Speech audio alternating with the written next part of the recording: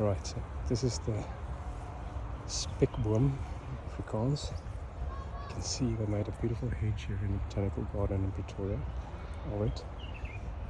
But very thick, fleshy leaves for this type of tree, this type of plant. But main stems growing out, multiple side stems coming out. You can see the colouring has got a purplish, pinkish colour. And there you go, especially in the new growth.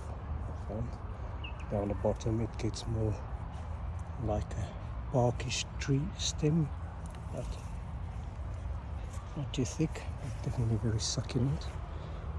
Go down to the ground cover, you can see it can get quite thick. And like I said here, you can make a hedge out of it.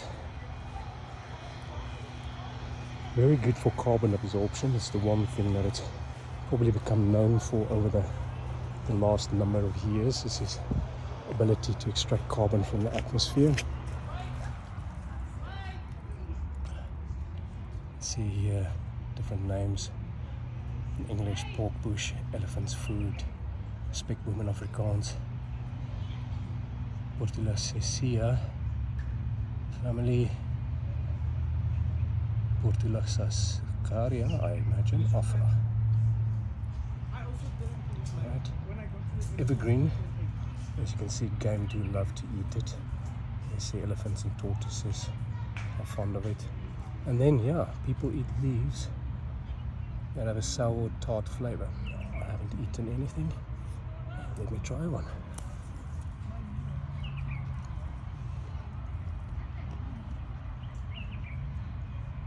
Yeah, got a sour taste.